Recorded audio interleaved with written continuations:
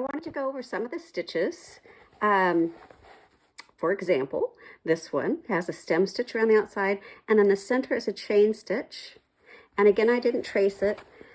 One thing I would recommend is to, if you're going to use a Pilot friction pen, not to use it on a dark fabric, because what I found is when you heat that, it leaves a white mark. I don't think it bleaches the fabric. I think it just turns the ink white. That's my theory anyway. So I'm not going to trace those lines. I'm just going to do a few. So I'm going to take, this is called a lazy daisy. So you're going to come up right in the middle of one of the little chains in the link. And then the thread's going to go under the needle. And now, as you can see on these, there's 3 little spurs that come out. So I'm just going to make one of them long. And then I take one to one side and put it down right in the middle of the loop. And then one on the other side. It's just totally supposed to be your own.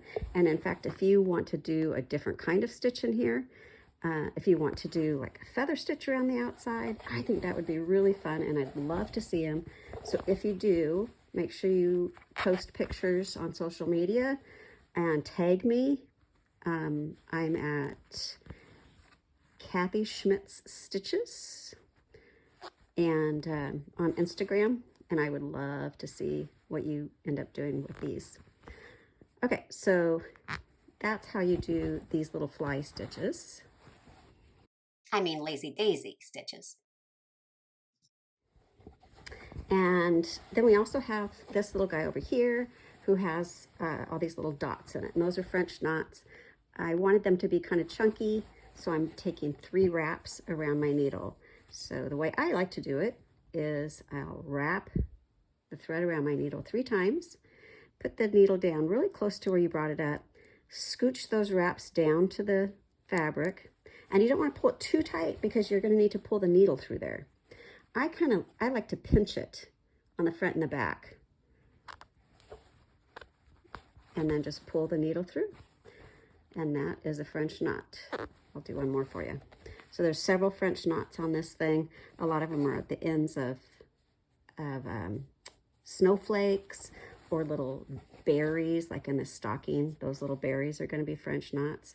So any dots you see are French knots. If you think that this dot is too big for you and you want smaller dots, then just wrap it around fewer times. So that's how you make a French knot. So there really isn't a whole lot of room down here, but I'll do one more of those just to show you how I like to do it. I don't take the stem or the stitch to the center. I take it all the way across. So what I do is I'll come up at an angle, maybe about 1/4 of an inch, and instead of going halfway in between like a square, I'm going to come up just at an angle there and then cross over the center. And they aren't perfect, and that is okay. So that's how you do those little snowflakes. For the trees, I just marked a line down the center, 1/2 inch, and then just a little cross at the bottom. So what I'll do is I'm going to start from the tree and go down that center line, and the trunks are made up of 3 lines of stem stitches right next to each other. So I'm going to do 1 line down the center, and then I'm just going to skip over here and do this base. And I generally take about 1/8 of an inch stitch length, and then go back right next to this line. And I'm just going to stitch up the other side. And one thing I will do is I'll go ahead and carry the thread on the same side as the line I'm stitching against, and that way if the threads kind of fall in a little bit, they're going to fall towards that line of stitching and not away from it, and leave a little blank of fabric showing. And then I just hop to the other side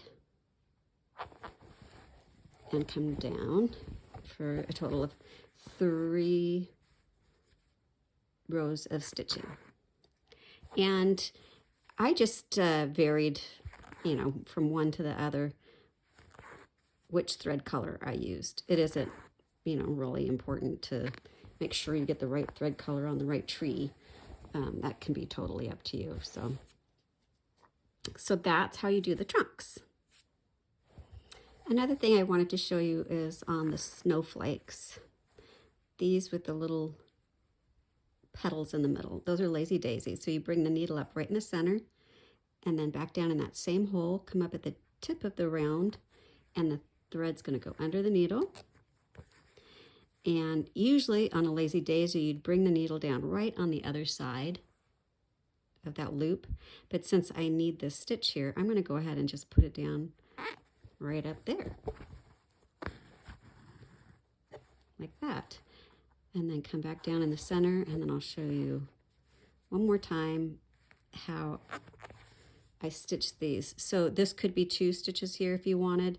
I'm just going to do 1 and then go up to this little fork and then up in the center and then over to this fork.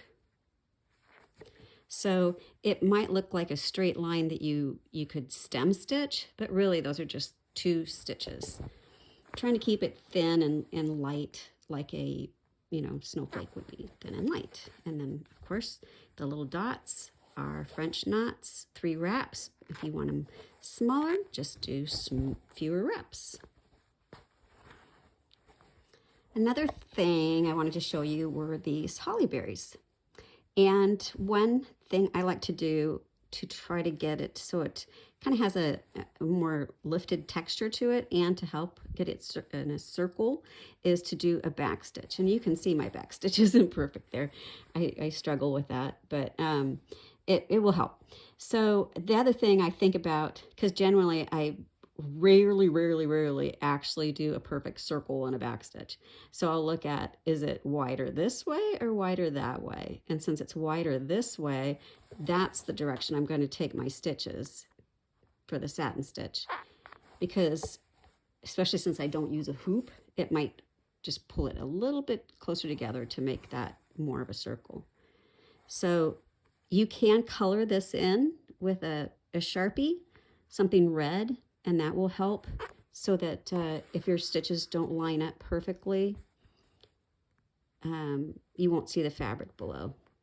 And I try to like tuck the needle almost under that back stitch and I start in the center and then work my way out to the sides.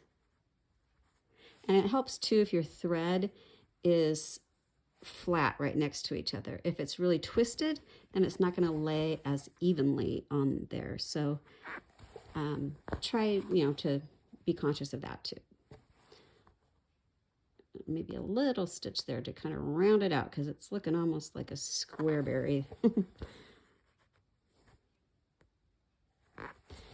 All right, I'll finish this guy up. On this little clown, and also on the snowman over here, they have faces.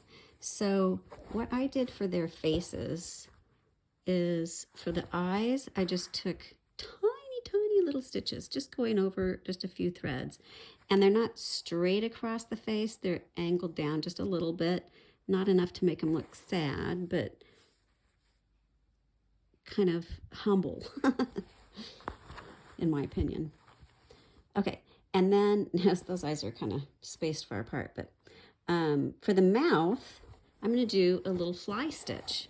And I like to use that stitch when I have something really small, like that's what I'll do for his little hands too, is a little fly stitch. So I'm going to do that for the mouth. So I come up on one side of the mouth, go down on the other side of the mouth, and then bring my needle up right at the base of the curve, and the thread's going to go under the needle.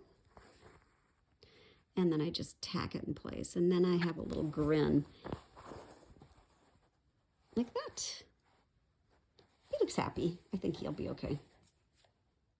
These snowflakes, I just take a stitch just to the center and then back to the center, out, out and in. One thing I will say is you don't want to start in the center, because then your knot is going to be there and all your stitches are going to have to go through that knot. So I would start on one of the spokes and just work your way around. So these are super easy. And if you have any extra white beads or even a red bead, that'd be kind of fun to add in the middle of any of these little snowflakes, just to add a little dimension, a little fun. So that's how quick and easy those are. These little things coming out of this mitten, that stitch is a wheat ear stitch. So it kind of looks like a chain stitch with these little ears coming out of it, but it's worked the opposite way of a chain stitch. So chain stitch, you'd start at the base and then do your loops all the way up. This, we're starting at the very top. So I'm going to make those two little ears like that. And then you take your thread up at the base of the loop, and you're going to take your needle under those two ears and back down in that same hole at the base. And that's what forms what looks like a little chain. And then you just come up on one side to do the other ears.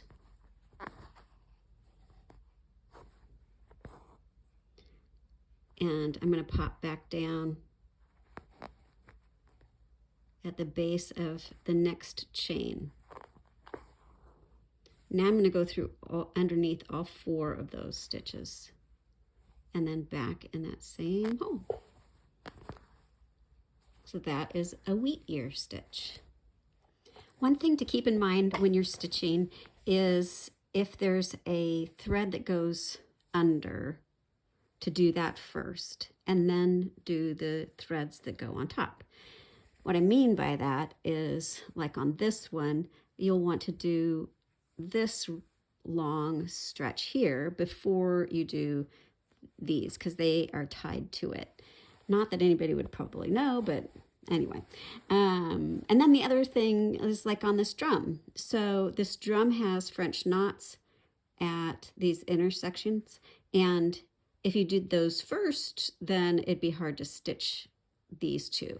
So you want to wait until you have those two and then you stitch this. So there is a bit of an order to some of these things. Same with, like, I don't know if you can tell in here, but these are 2 different colors. So you'd want to do this first centerpiece first, because then you're going to take your stitches from the inside of that loop with the other color. So just something to keep in mind. So I'm going to do these French knots at these intersections, and it might be kind of hard to see in the pattern just because the colors are so similar, but it just gives it just a tiny little bit of detail there.